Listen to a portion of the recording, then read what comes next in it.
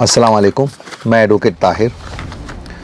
आप लोगों के बीच में थोड़ा लेट आने की वजह क्या है कि मैं जब ये जजमेंट आया मुजराब हिजाब केस का 15 मार्च को, उसके बाद मैं थोड़े शॉक में था और मैं बहुत सारी दूसरी चीज़ों में बिज़ी था और सुप्रीम कोर्ट के केस की तैयारी भी कर रहा था।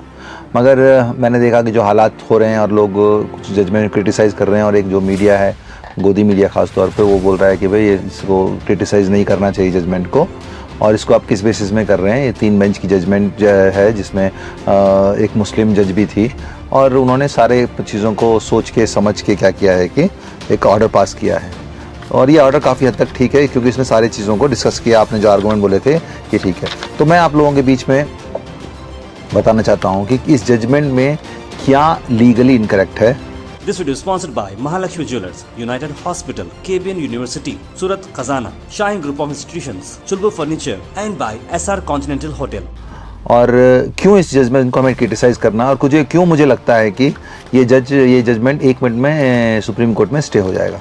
इसमें सबसे बड़ी वजह क्या है कि जो आपको जैसा कि मालूम है, सुप्रीम कोर्ट में जो एक बहुत फेमस केस सबरीमाला का केस है जो इंडियन यंग लॉयर एसोसिएशन के नाम पर है। वो केस एक सबरीमाला केस है जिसमें सुप्रीम कोर्ट ने रिव्यू पिटिशन एक्सेप्ट कर लिया है और उसमें स्पेसिफिकली 7 क्वेश्चन फ्रेम किए हैं।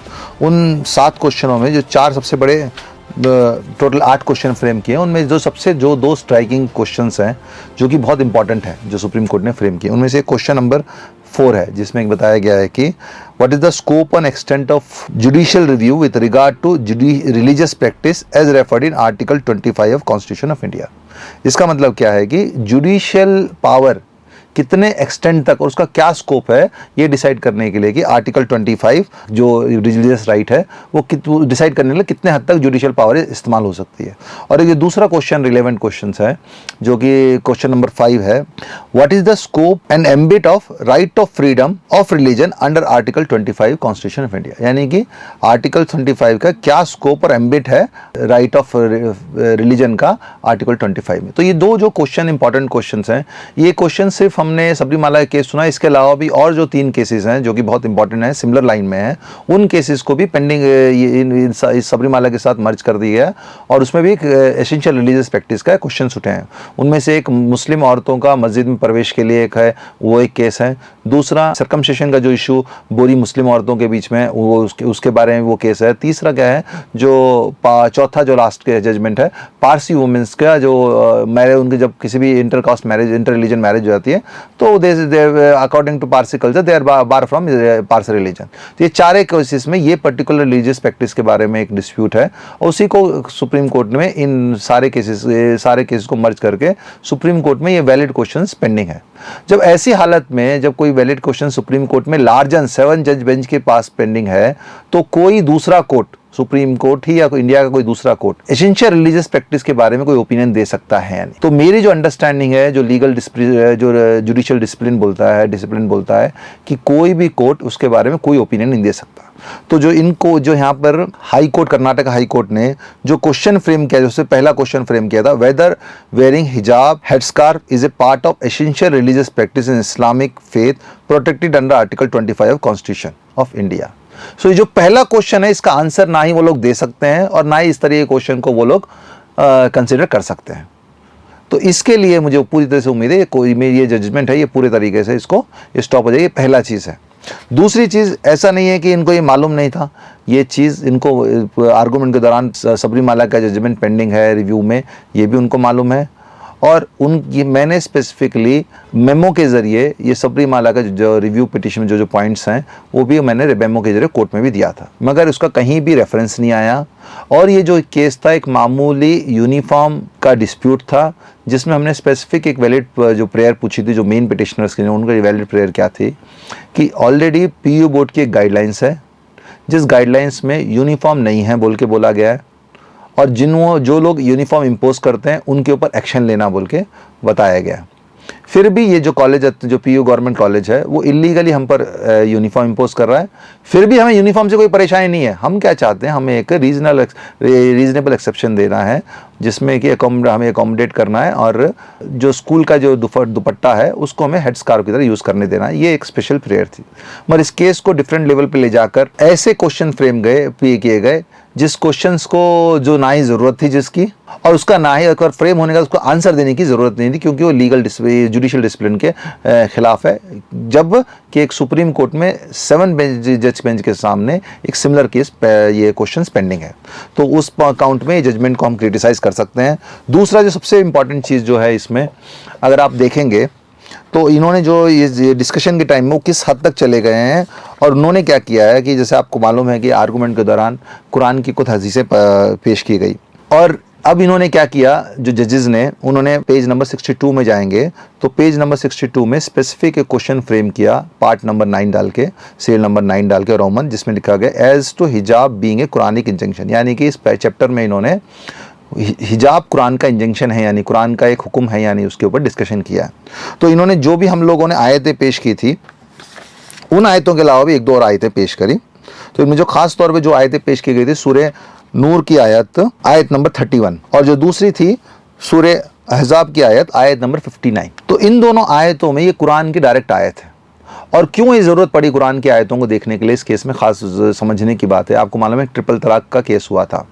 ट्रिपल तलाक के केस को जब कंसिडर करने के बाद कुछ लोगों का एक आर्गूमेंट था कि जो ट्रिपल तलाक का जो है वो हदीस से साबित है, और कई मुदस्सिरीन ने इसके बारे में लिखा है, मगर जस्टिस रोहिंग्टन ने उसको डिस्कस करते वक्त स्पेसिफिकली क्या बोला कि जो चीज़ कुरान से साबित है, सिर्फ जिसमें कुरान के अंदर जिसका हुक्म है, जो कुरान के अंदर पाई जाती है, वही इस्लाम की एक प्राइमरी सोर्स है, और वही इस्लाम में एक एसेंशियल प्रैक्टिस है। और जो चीज़ कुरान में नहीं है वो एसेंशियल प्रैक्टिस नहीं है। ये बाकायदा जस्टिस रोहिंग्टन ने सायरा बानो के जजमेंट, जो कि ट्रिपल तलाक से फेमस जजमेंट, उसमें लिखा गया था। अब चूंकि कोर्ट को जिम्मेदारी थी कि इसको उन्होंने बाईपास करना, क्योंकि एक सेटल प्रिंसिपल है कि सुप्रीम कोर्ट कोई भी जजमेंट को करना तो प्रेसिडेंट को आपने करना, तो उससे एक बेटर आर्गूमेंट आप अपने जजमेंट में पेश करना। तो कोर्ट के सामने क्वेश्चन क्या था कि अगर ये चीज़ हिजाब या हेड स्कार्फ पहनना कुरान से साबित हो, तभी ये क्या है, इस्लाम की एसेंशियल रिलीजियस प्रैक्टिस है, नहीं है तो नहीं है बोल के।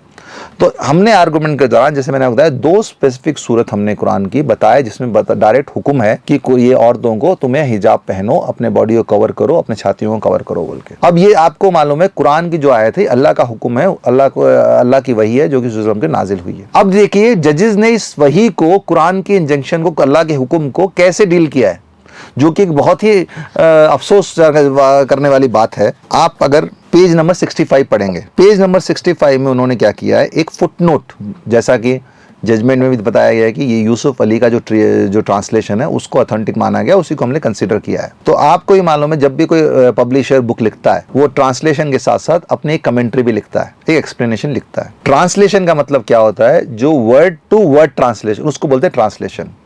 कमेंट्री का मतलब क्या होता है कि उसका एक ओपिनियन उस बात के ऊपर। अब हमने कुरान, ये यूसुफ अली के ट्रांसलेशन इसलिए लिया गया क्योंकि जजेस को और आम लोगों को अरबी मालूम नहीं है, इसके लिए क्या किया, उसको ट्रांसलेशन को हमने रखा। तो जजेस को क्या है, अपना कन्फाइन किस में रहना चाहिए था, ट्रांसलेशन में कन्फाइन रहना चाहिए था। वो एक स्टेप आगे निकले, एक स्टेप आगे निकले, और जो उसके ट्रांसलेशन में जो फुटनोट थे, स्पेसिफिकली जो आयत को, कुरान का आयत जो कि सूरह नूर की आयत नंबर 31 और सूरह अहज़ाब की आयत नंबर 59 जो कि स्पेसिफिक आयत, तो उन्होंने एक फुटनोट 3767 बुक का 3 जो आयत नंबर 59 के बारे में लिखा गया। और ये आयत नंबर 59 क्या है, वो स्पेसिफिक आयत क्या बताती है कि भाई ये अल्लाह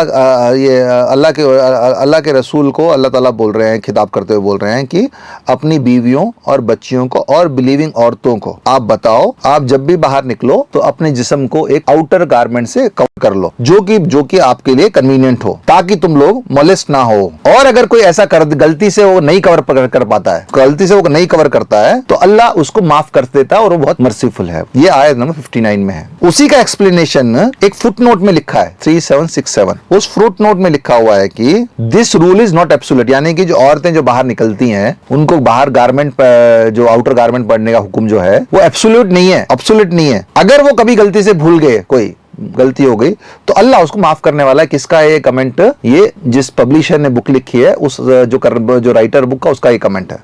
जबकि अल्लाह का हुक्म क्या है कि तुम्हें पहनो, करो, और तुमसे गलती से कुछ हो जाए तो अल्लाह माफ करने वाला है बोल के ये है।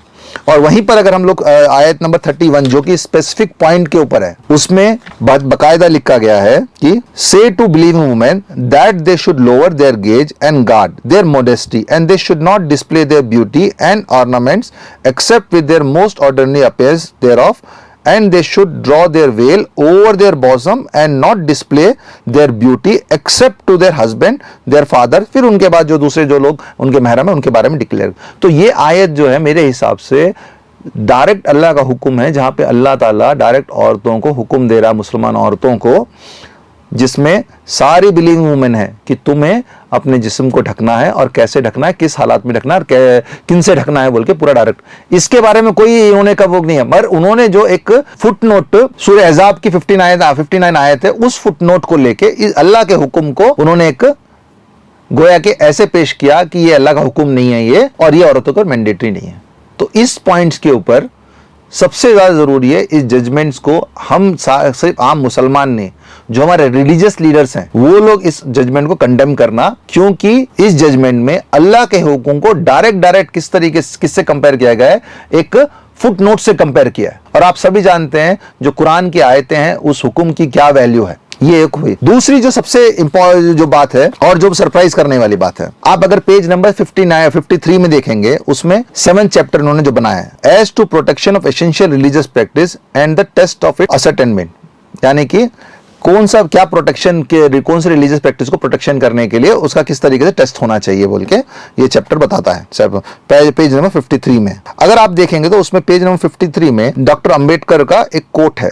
ये कोट कौन सा कोट है? ये जब कॉन्स्टिट्यूशनल असेंबली में जब डिबेट होता है उसमें इस कोट को ये बोला गया था। उस कोट में उन्होंने क्या बोला है कि जब ये सवाल उठा कि भाई ये हम किस हद तक कौन सी प्रैक्टिस को आर्टिकल 25 के अंदर प्रोटेक्ट करना चाहिए, तो उसमें इस डिस्कशन में, डिबेट में बाबा साहब भीमराव अंबेडकर ने क्या बोला। और ये बात समझने के लिए जरूरी है क्योंकि हमारे जो कॉन्स्टिट्यूशन के जो मेन चीफ आर्किटेक्ट बाबा साहब भीमराव अंबेडकर हैं, और बहुत सारी चीजें जिनके ऊपर डिस्प्यूट था उनको फाइन ट्यून करने के लिए भीमराव अंबेडकर जी ने उन चीजों को बहुत ही क्लैरिटी से रखा, ताकि वो तभी चीजें ये हमारे कॉन्स्टिट्यूशन में इनकॉर्पोरेट हुई और जगह पा सके। देखिए इसमें उन्होंने क्या लिखा कोर्ट में, the religious conception in this country are so vast that they cover every aspect of life from birth to death.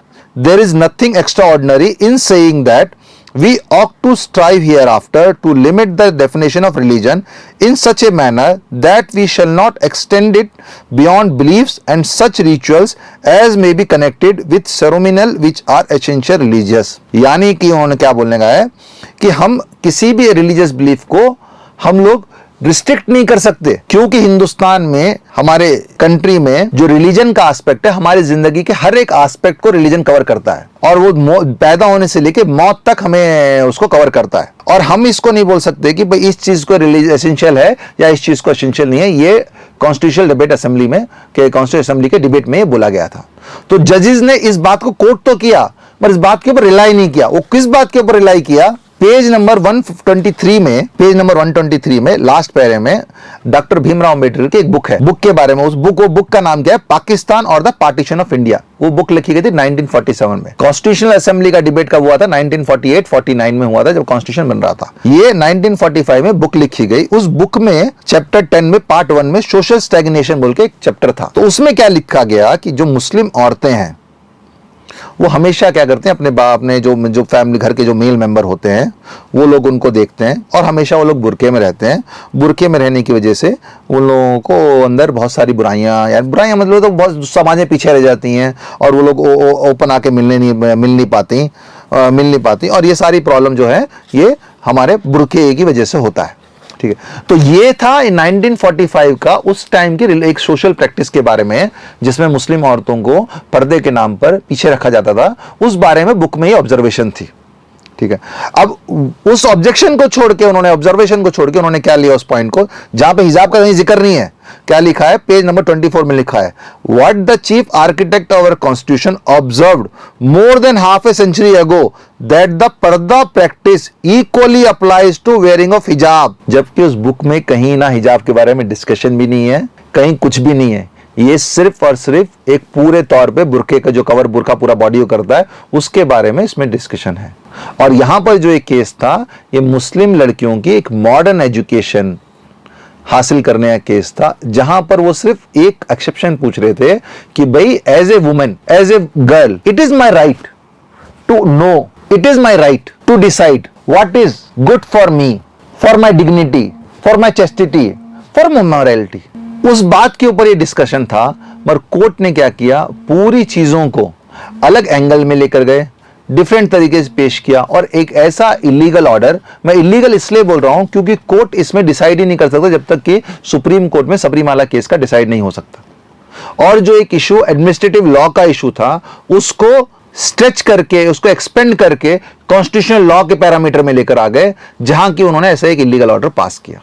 और मैं उम्मीद करता हूं ये जो ऑर्डर है सुप्रीम कोर्ट में सस्टेन नहीं होगा और बहुत जल्दी स्टे हो जाएगा, और इस ऑर्डर को हर एक हिंदुस्तानी इस ऑर्डर को कंडेम करना है, और कंडेम डेमोक्रेटिक वैल्यू में कंडेम करना है, और हमें किसी भी तरीके से जो हमारे मोरल वैल्यूज हैं उसको क्रॉस नहीं करना है, और किसी भी तरीके से ऐसे कंटेम्प्ट नहीं करना है कि हमें कंटेम्प्ट ऑफ कोर्ट हमारे पर ना आ जाए। मगर हाँ, एज ए ऑर्डर, ये ऑर्डर एक इलीगल ऑर्डर है, परवर्स ऑर्डर है, जिसको हम लोग चैलेंज करेंगे, और मैं उम्मीद करता हूं कि सुप्रीम कोर्ट से हमें इंसाफ मिलेगा, और बहुत ही जल्द इसका ये स्टे भी होगा, जिससे कि जितने भी कर्नाटका स्टेट के जितनी मुस्लिम बच्चियां हैं उन लोगों को इसमें राहत मिलेगी। जज़ाकल्लाह। This video is sponsored by Mahalakshmi Jewelers, United Hospital, KBN University, Surat Khazana, Shine Group of Institutions, Chulbur Furniture, and by SR Continental Hotel.